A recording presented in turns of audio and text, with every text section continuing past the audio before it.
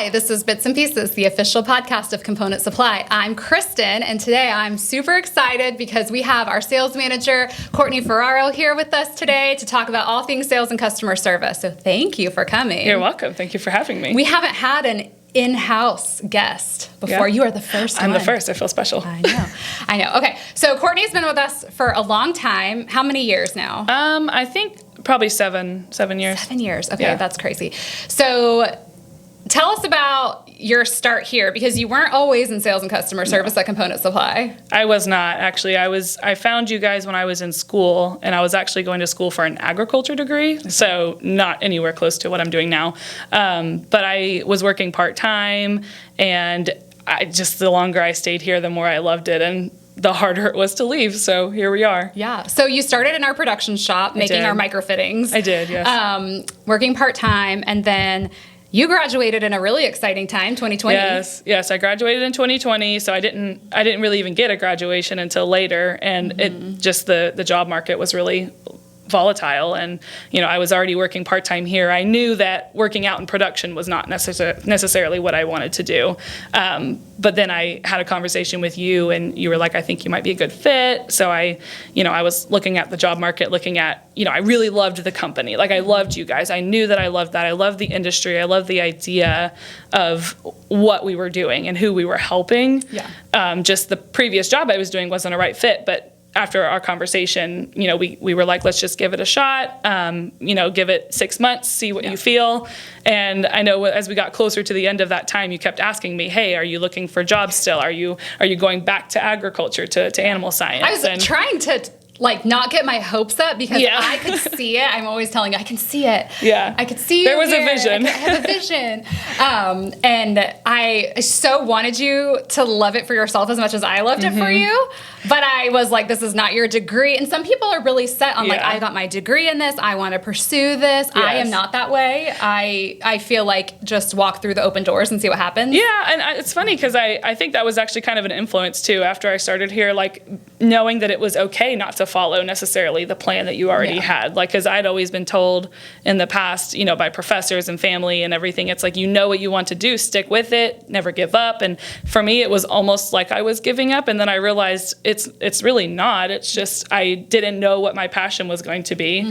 I thought I had found it. I didn't. I switched my major a couple times. I was never fully committed. And I was kind of just pretending to say, this is what I want to do with the rest of my life. And then this turned out to be my passion. So I think it feels good, when you're in college, to at least think that you've gotten your passion, you have something to work toward. It's scarier to not know. It is. It's actually scarier to keep your options open, I think. And it is. So it's one thing if you are truly committed, but I think a lot of times we are trying to self-talk ourselves into this is my dream. And it's you're trying to force yourself into a passion, but obviously that's not how that works. But when you're that young, you don't really always know. And I think that people could do a better job of saying, hey, it's okay if you don't know. Yeah. But it worked out for me. I ended up coming here and after those initial 6 months, you were like, are you still looking for jobs? And I was like, I've got this professor he keeps sending me things, and I was like, I'm going to talk to the professor. I know. Stop talking to her. It was just I know, you did say that a couple of times. And it just got to the point where when he'd send me something, every time I was less and less excited or motivated to pursue it. I did my due diligence on it, and I just never, it didn't feel right. And I finally got to the point where I sat down with you and I was like, listen, I know that you think that I'm leaving every day. I think I've gotten to a point where I can say that I'm not. So what are the next steps? And that's how it's kind of evolved to where I am today. Everyone loves a trajectory, right? Yeah. So sure. I think one of the things that's really unique about you, and it's something I think that we tried to implement in other ways, is you have had a lot of experiences at Component Supply, different areas. So you started really in custom fab, but you've had opportunities to do lots of different things. And you really were kind of our quoting person, kind of the lead on that. But you've really taken on more and more responsibilities as you become the sales manager. And I know my team, if you don't already know, I love my team. My team is amazing. And, Kortni is obviously a huge part of that with helping me get a little bit, stay in touch with my customers better as we've grown, and I can't as much be in the day-to-day. She makes sure I stay in the day-to-day, and learning about our customers' need and what's frustrating with them. We have a website redesign, like what's killing them or what they like and don't like. And so, but it's been, I think, great because you can kind of understand the woes and the struggles of the shop. The parameters around what makes something hard or what makes something a longer lead time.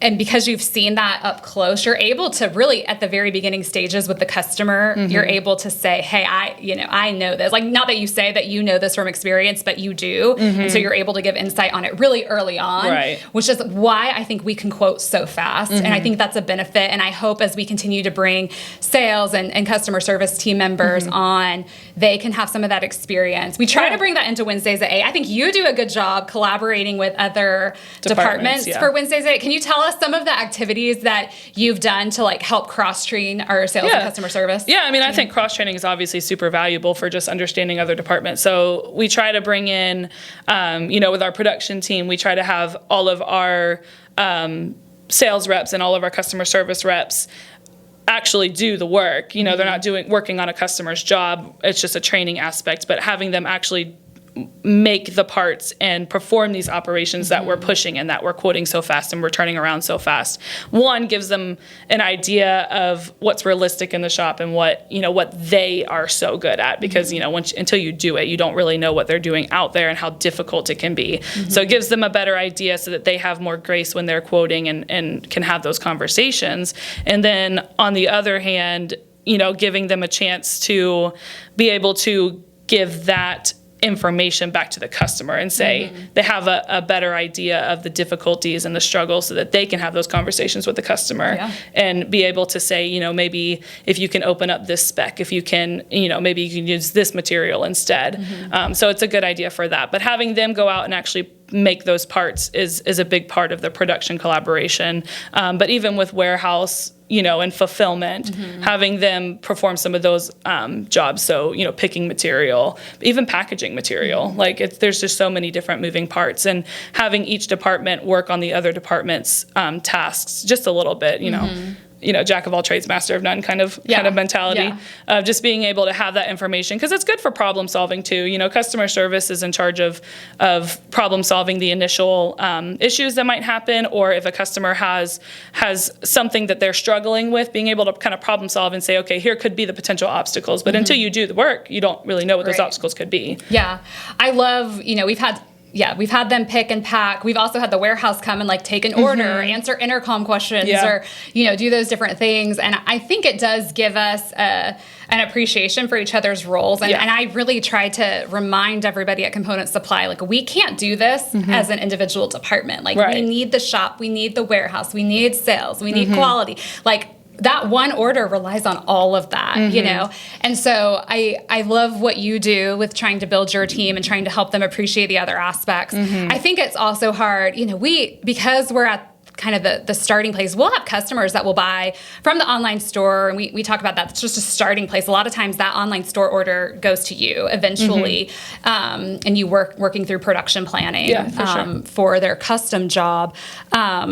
But, even just the difficulty of what if someone wants one piece of every wire on the shelf? We're process that order. We're like, hey, it's before 2 o'clock, but it takes to pick one. Everything has to be individual, because of the lot traceability. It reminds us in sales and customer service. Oh yeah, that actually takes a really long time. Yeah, it takes a lot of resources, and it's just something that you wouldn't necessarily think about until you've seen it firsthand. So it's a good reminder. Right.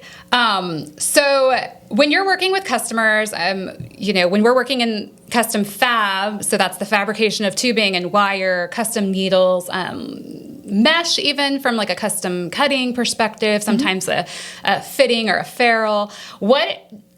You've been doing this now for 7 years. Do you still see things that you haven't seen before, and how often is that? I still do, and it is surprising to see that. It doesn't happen as often anymore, but and especially as we add capabilities too. Before we had the taper grinding capabilities that we have now, it's I would see new things all the time that I had never quoted before, because we're not we weren't reaching out looking for that work. We would get people who find us and say, hey, you do a lot of things. Can you do this? And we still get certain like welded assemblies that I don't see it very much.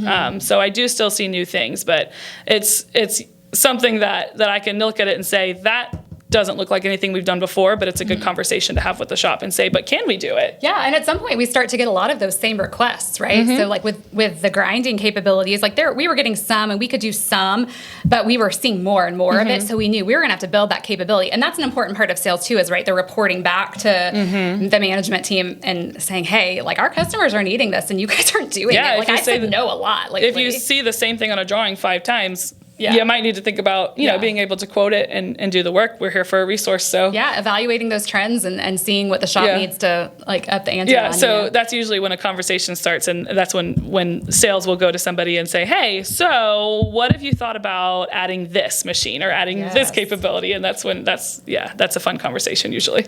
Can you think of, like, a favorite customer or favorite type of job? Like, what gets you excited when you come to work every day? What gets me excited when I come to work is, I mean, obviously, the every customer is our favorite customer. We love all of our customers. 100%. But unless you're respoking your antique bicycle and you're asking for why or for that, you are not my favorite. Yeah. Like, at that point, I tried to be understanding, but man, like we got a Hobby Lobby down the street. We like to be a resource where we can, but some customers we have to just say, you know, I'm sorry, but have you tried Hobby Lobby? Have you tried Lowe's?